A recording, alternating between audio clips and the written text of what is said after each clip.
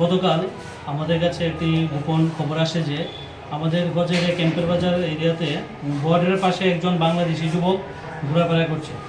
এই খবর পাওয়ার সঙ্গে সঙ্গে আমরা এডিনগর থানার পুলিশ এবং বিএসএফ এমবুশপাতি এবং একটি লোককে সন্দেহজনক ঘোরাফেরা করতে দেখে তাকে আটক করি।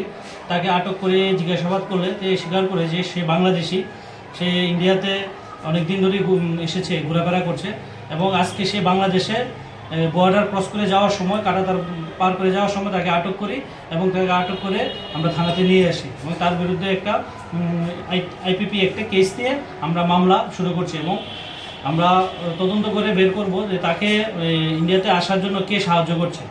যারা ইনভলভ থাকে টাউটস বা ব্রোকার, আমরা তাদেরকেও অ্যারেস্ট করে তাদেরকেও আমরা এই মামলায় যুক্ত করব। কি কারণে এসেছিল উনি বাংলাদেশ মানে ইন্ডিয়ায়? এখনো তদন্ত সাথে সে কিছু বলছে না। আমরা ইনভেস্টিগেশন করব, করে তাকে বের করব যে তাকে কে সাহায্য করেছে ইন্ডিয়াতে আসার জন্য এবং তার উদ্দেশ্য কী এবং তার সঙ্গে আরও কে কে ছিল সেটাও আমরা তদন্ত করে বের করব এবং তাদেরকেও আমরা এই কেসে মামলায় মানে অ্যারেস্ট করা হবে। কতদিন ধরে ইন্ডিয়াতে বসবাস করছে?